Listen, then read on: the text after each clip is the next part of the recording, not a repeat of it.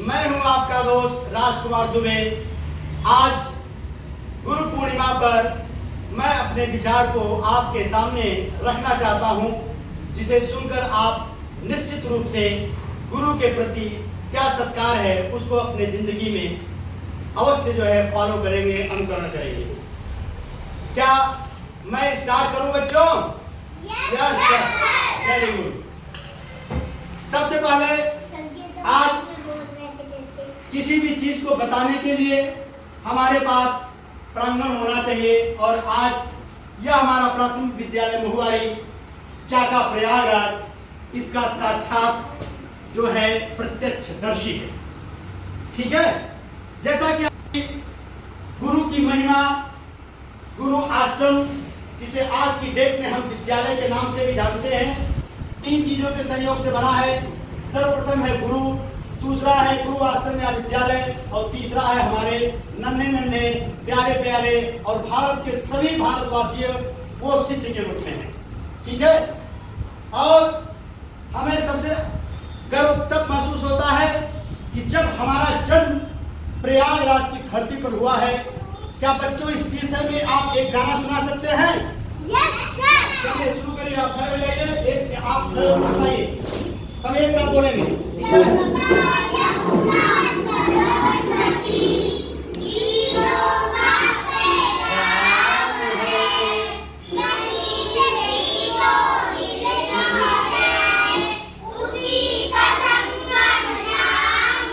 बहुत सुंदर, बैठ जाइए और एक बार क्लैप कर दीजिए सभी। गंगा, यमुना, सरस्वती जहाँ तीनों नदियों का समावेश होता है, ऐसी जगहों को प्रयागराज कहते हैं। प्रयागराज तीर्थों का राजा है। कितने गौरवशाली हम लोग हैं, उन्हीं पर हम लोगों का जन्म हुआ है। तो निश्चित रूप से हमें आज प्रयागराज के बारे में भी जानना चाहिए। लेकिन आज हम गोस्वामी तुलसीदास जी को भी याद करना चाहते हैं, जिन्होंने रामचरितमानस लिख करके अपने हिंदू समाज का पूरे विश्व में परचम लहराया है। जब भगवान श्री राम की बात आती है तो उनको भी विद्यालय जाने के लिए अर्थात पढ़ने के लिए सबसे पहले गुरु आश्रम जाना था। तो गुरु गृह गए पढ़न रघुराई, गुरु गृह गए पढ़न रघुराई, और अल्पकाल विद्या सब पाई। मेरे साथ आप लोग बोल सकते हो, बोलिए।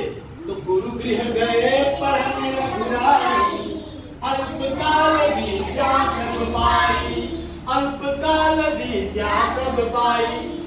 जो भगवान के रूप में संसार में जन्म लिए हैं, उनको भी कुछ सीखने के लिए गुरु गृह जाना पड़ा। तो हम और आप तो एक साधारण प्राणी हैं। प्यारे बच्चों, हम संत कबीरदास जी को कभी नहीं भूल सकते हैं, जिन्होंने ऐसी लेखनी लिख दी है जो कि आज ही नहीं, आगामी भी देश ही नहीं बल्कि विदेश को भी पग पग पर मानव जाति को एक इंसान के रूप में जनरेट करने के लिए रास्ता दिखाता रहेगा। वो लाइन इस प्रकार से है कि सब धरती कागज करूं, सब धरती कागज करूं, और लेखन सब बन राय, और 7 समुद्र कर्म करो, और गुरु गुरु गुरु गुरु गुण लिखा न जाए। कहने का मतलब यह है कि अगर हम गुरु के बारे में बताना चाहें तो पूरी धरती को ही क्या बना दूं? कागज के समान कर दूं, और लेखन सब बन रहा है। जितने भी पेड़ पौधे इस संसार में हैं, सभी को लेखनी अर्थात पेन बना दिया जाए, और पेन से लिखें। ठीक है, और स्याही किसको बना दिया जाए? 7 समुद्र कर मस करूं। जो 7 महासागर है विश्व के, उनको सबको क्या किसके रूप में मान लिया जाए? स्याही, इंक के रूप में सबको परिणित करके और गुरु के बारे में लिखना शुरू कर दें, तो गुरु गुण लिखा न जाए। गुरु की इतना महान है गुरु कि उसके गुण को लिखा नहीं जा सकता। ऐसा संत कबीर दास जी ने कहा है, जो कि जन्म से ही ब्रह्म ज्ञानी थे। एक इसी बारे में इस प्रकार से मैं आपको एक लाइन और बताना चाहता हूं कि गुरु अनंत तक जानिए। जब गुरु की बात आती है तो गुरु का जो स्मरण है उसका कोई अंत नहीं है। और गुरु की ओर न छोर, मतलब जो गुरु है न तो उसका ओर है, किनारा है, न तो उसका अंतिम रास्ता है, न ओर न छोर। अर्थात गुरु क्या है? अनादि है। उसके बारे में अगर हम वर्णन करें तो हम बहुत छोटे से प्राणी हैं, कर नहीं सकते। क्योंकि असतो मा सद्गमय, गुरु हमें असत्य से सत्य की ओर लेके जाता है। और तमसो मा ज्योतिर्गमय, अंधकार से प्रकाश की ओर ले आता है। जब आप इस संसार में जन्म लेते हो तो आप एकदम कुछ नहीं जानते हो, एक कोरे कागज के समान रहते हो। लेकिन गुरु और शिक्षक ही एक ऐसा व्यक्ति है, वह आपको धीरे धीरे आपकी कमियों को शॉर्ट आउट करता है और आपको एक प्रकाश रूपी मार्ग पर जाने के लिए प्रेरित करता है, जिससे कि आप अपने लक्ष्य को जरूर प्राप्त कर लो। आपका मुख्य लक्ष्य है कि एक अच्छा इंसान बनना। इस संसार में एक सुंदर इंसान आप बन जाइए तो समझ लीजिए सब कुछ आप प्राप्त कर लिए। और असतो मा सद्गमय, तमसो मा ज्योतिर्गमय, मृत्योर्मामृतम गमय। और आपको गुरु ही ऐसा श्रेष्ठ प्राणी है जो कि जन्म और मृत्यु के बंधन से छुटकारा दिलाता है। प्यारे, एक प्रार्थना हमारी है कि सुबह सवेरे लेकर प्रभु का नाम प्रभु, करते हैं हम शुरू आज का काम प्रभु। इस पंक्ति में भी गुरु की महिमा इस प्रकार से बताई गई है कि गुरुओं का सत्कार कभी ना भूले हम, और इतना बने महान गगन को छू ले हम। यदि आप गुरु को, आपका गुरु केवल गुरु ही नहीं है, आपके मम्मी, आपके पापा और आपको जो अच्छा मार्ग बताए सब गुरु हैं। उनका भी हमें सत्कार करना है, और जब उनका इज्जत और उनको धन्यवाद देंगे हम, तो निश्चित रूप से हम इतने महान बन जाएंगे कि आकाश को भी महानता से छू लेंगे। ठीक है प्यारे बच्चों, आगे मैं बताना चाहता हूं कि गुरु पूर्णिमा की कुछ विशेष पंक्तियां हैं, कुछ विशेष पॉइंट हैं, उसको आप लोग जरूर ध्यान में रखिएगा कि गुरु पूर्णिमा, गुरु जो है प्रकाश और अंधकार, दो चीजें हैं। क्या क्या है? प्रकाश और अंधकार। हम अंधकार के रूप में यहाँ हैं, लेकिन गुरु हमें प्रकाश की ओर लेके जाता है। ठीक है प्यारे बच्चों, और ऐसे गुरु को शत शत नमन है। अब हम जानना चाहते हैं कि गुरु हमें किस किस चीज के बारे में बताना चाहता है। अगर ये हमारे अंदर गुण डेवलप हो गए, अगर इसका अब हमने आत्मसात कर लिया, तो क्या क्या चीजें होंगी? चरित्र का निर्माण।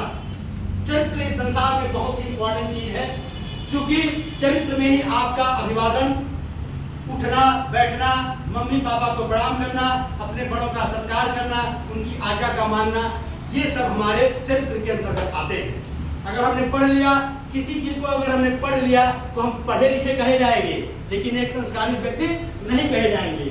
इसके साथ ही साथ आपको गुरु पढ़ना सिखाता है, अच्छा इंसान बनाता है। आज का जो परिवेश में कोई व्यक्ति पढ़ करके केवल नौकरी के लिए सोचता है। नौकरी आप प्राप्त कर सकते हैं, लेकिन एक अगर अच्छा इंसान बन गए तो आपका इस संसार में सब जगह इज्जत होती है। और गुरु ही एक ऐसा प्राणी है जो कि आपको कक्षा में ही नहीं और जगहों पर सोचना, समझना, निर्णय लेना और विनम्र बनाता भी है। गुरु क्या करता है? विनम्र बनाता है। आपके अंदर भाव जो है विनम्रता का होना चाहिए। आप जानते हैं कि अगर वृक्ष जो है, वृक्ष कबहु नहीं फल भखे, नदी न संचे नीर, और परमार्थ के कारणे साधु न धरा शरीर। वृक्ष, आम का पेड़ सबने देखा है। जब पेड़ में आम लगता है तो पेड़ क्या होता है? झुक जाता है। झुकने का यह मतलब होता है विनम्र हो जाता है। लेकिन वो कभी अपने फल को खाता है? नेवर, कभी नहीं खाता है। तो वृक्ष कबहु नहीं फल भखे, नदी न संचय नीर। और नदी में जो पानी होता है, जल होता है, जो हमेशा प्रवाहित होते रहता है, क्या वो पानी को पीता है बच्चों? कभी नहीं पीता है। तो वृक्ष कबो नहीं फल बके, नदी न संचय नीर, और परमार्थ के कारण साधु न धरा शरीर। गुरु जो है दूसरे के उपकार के लिए ही सुबह से शाम तक अपने आप को लगाए रखता है। इस प्रकार से हम सभी एक साथ गुरु पूर्णिमा पर, जो कि आज 10 जुलाई को गुरु पूर्णिमा है, गुरु को शत शत नमन। सभी बोलो, गुरु जी को शत शत नमन। धन्यवाद। मेरे साथ सभी बोलोगे, जय हिंद, जय भारत, धन्यवाद।